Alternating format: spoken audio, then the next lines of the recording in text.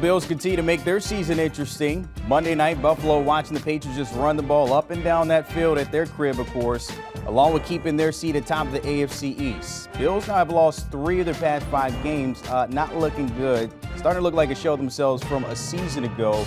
Nowhere near that. Sitting at 7-5 in the middle of the pack, the AFC. Their future isn't bright, but taking a look at the odds there from our friends from CBS Sports book. Still at plus 190 in the division, right behind the Patriots there. When it comes to the conference, third best odds behind the Chiefs and Patriots at plus 450. And then if we're talking about the Super Bowl, well, still plus 1,000. So there is a chance. There's always a chance out there. Time to welcome in our Jason La Canfora with more on this. And JOC, kind of look at these teams, and starting with the Bills, they've dropped the ball not just Monday, a few other L's along the way here. What do you make of them at this point in the season? Certainly fair to wonder if their best football is behind them. That's not to say they're not a good football team. They are. I don't know that a whole lot separates them, though, from the muddled pack of the AFC, where you've got basically 12, 13 teams, around 500, anywhere from 500 to, 4 games above. You have to worry about their struggles running the ball, their struggles stopping the run, Josh Allen trying to do a little too much sometimes. I think their confidence is wavering a little bit, and some cracks started showing a little bit these last few weeks, how they responded to some of these losses, both on the field and verbally. But I also think people are getting a little too down on them. This is a crazy year. If you think you've got it figured out, you probably don't, and there is some talent there. So do I fancy them to get to the Super Bowl like I originally thought when the season started? I don't, but I still think they can make some noise in January. All right, we'll see how that pans out. Speaking of 7-5, they're not alone there. The Bengals as well, second in their division, the AFC North, right behind the Ravens. We haven't been talking about Cincinnati for quite some time, but are we starting to look at them as maybe a playoff contender based on what you've seen? Oh, I most definitely am.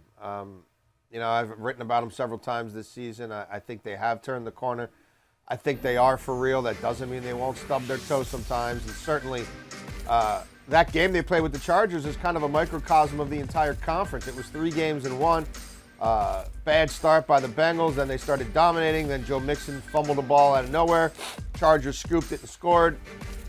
And then they dominated the fourth quarter. But there's a lot of talent there. There's a lot of belief. But again, they're still developing. There's still lessons they're going to learn as they evolve as a franchise. But when they're able to play their game, which is stay balanced on offense, they're a really tough out. The problem last week was weird turnover to Jamar Chase. Next thing you know, it's 24-0. That wasn't the game flow they envisioned. It also didn't force the Chargers to defend the run the way they usually have to. So I think Cincinnati's a playoff team.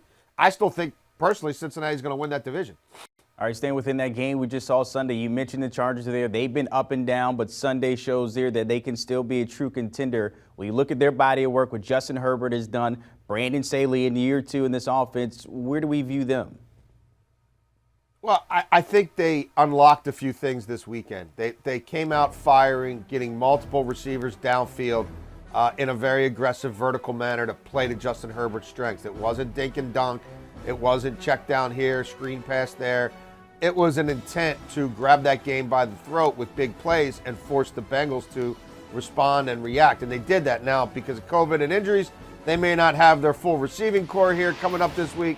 And, the week-to-week navigation that goes on, especially when it comes to COVID, is by no means easy. The defense I still have major questions about. Bosa's dealing with a neck/concussion. It hasn't been the menacing defense I expected. And, again, they're horrible against the run. But they beat the Chiefs the first time out. They still get to play the Chiefs again. It's not like the Chiefs are necessarily road grading people on offense. The Chiefs have a lot of their own issues.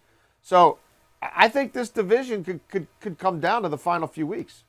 You mentioned Kansas City there. I mean, we can't ask any more of them. They're stacking W's. The defense we talked about early in the year is playing a lot better. I mean, are they back? Would you say? Is it too early to say? You could certainly ask a lot more of their passing game. I think the last 4 weeks, Patrick Mahomes averaging less than half a passing touchdown a game and about 218 yards. When he forces the ball to Tyreek Hill, which he's done a bunch of lately, it results in turnovers. You can look at his interception marks. That's not where they want him to be. His yards per attempt the last month, not what anybody would want it to be. But you're right, the defense is carrying them, and they have embraced some of their limitations in the way teams are playing them, and they have adopted a little more dink and dunk. I have questions about them, like pretty much every team in this conference, but it is still Andy Reid and Patrick Mahomes, and it's hard, at least for me, not to defer to them and think come January they'll figure a little something else out in this passing game. They'll trigger some other element or come up with some other wrinkle that allows them to exhale and breathe a little bit on that side of the ball.